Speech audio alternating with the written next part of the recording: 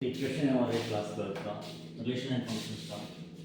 Late T be the set of odd triangles in plane. माना T जो है set है सभी ट्रायंगल्स का जो प्लेन में है, और आर जो एक रिलेशन है टी के अंदर जो दी जाती है सीरीज से कि the set of odd triangles T1 T2 such that T1 is common to T2 show करना है आर इक्विवेलेंस रिलेशन। देखो रिलेशन जो इक्विवेलेंस तब होती है जब रिलेशन रिफ्लेक्सिव भी हो, सिमेट्रिक भी हो एंड ट्रांजिटिव भी हो।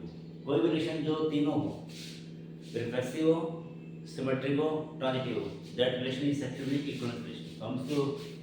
हमें इसको जो है इक्विवेलेंस प्रूव करना है। as every triangle is congruent to itself। हम जानते हैं हर ट्रायंगल अपने आप में कॉन्ग्रुएंट होता है। therefore टी टी बिलोंग करेगा आर से, इसलिए आर इज रिफ्लेक्सिव।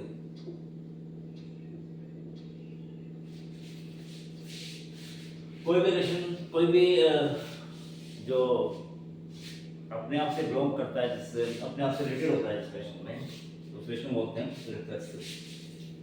अब let T1 T2 two triangles की ऑर्डर पेयर है, ये बिलोंग कर रहा है आर से। इसका मतलब क्या हुआ? इसका मतलब यह हुआ कि T1 जो है कॉन्ग्रुएंट है T2 के, इसको भी ले सकते हैं। T2 जो है कॉन्ग्रुएंट है T1 के, इंप्लाइज T2 T1 जो है बिलोंग कर रहा है आर से। एज T1 T2 बिलोंग कर रहा है आर से, रिजल्ट दे रहा है T2 T1 बिलोंग कर रहा है आर से। Therefore, R is symmetric।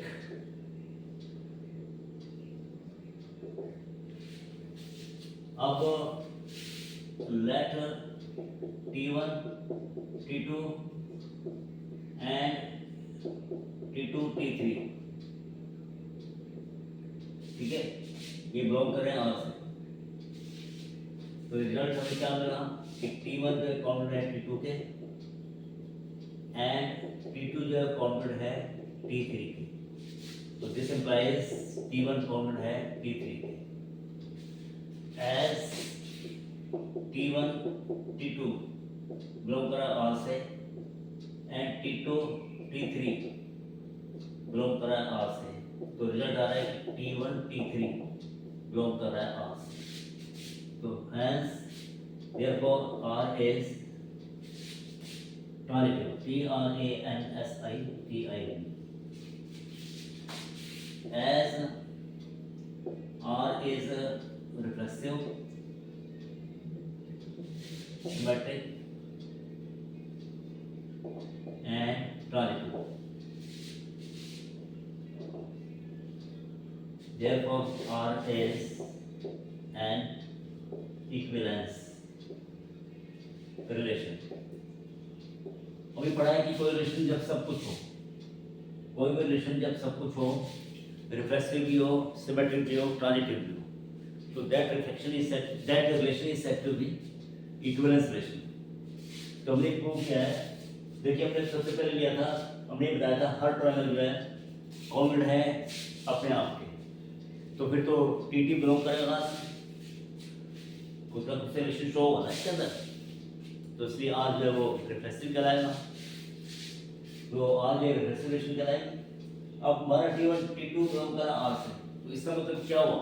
यदि R से बिलोंग कर रहा है तो T1 कॉन्ग्रुएंट T2 के हुआ। फिर तो अब ये भी तो कह सकते हैं T2 कॉन्ग्रुएंट T1 जब, तो इसलिए T2 T1 बिलोंग कर रहा है R से।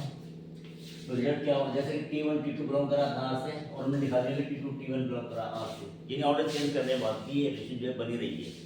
ये ऑर्डर चेंज करने के बाद भी रिलेशन बनी रहती है, तो ऐसे रिलेशन होते हैं सिमेट्रिक। इसलिए आज जो सिमेट्रिक है अब T1 T2 बिलोंग करा R से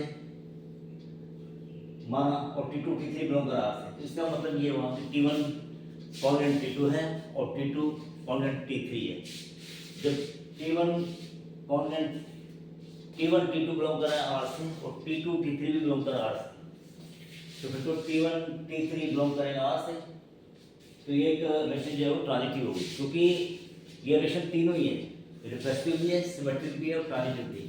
ऐसे रिलेशन जो तीनों ही हो, सिमेट्रिक भी हो, रिफ्लेक्सिव भी हो, सिमेट्रिक भी हो और ट्रांजिटिव भी हो, that type of relation is said to be equivalence. तो इस तरह से जो रिलेशन है, जो दी गई रिलेशन है, ये हमारी इक्विवेलेंस है। ओके, ठीक।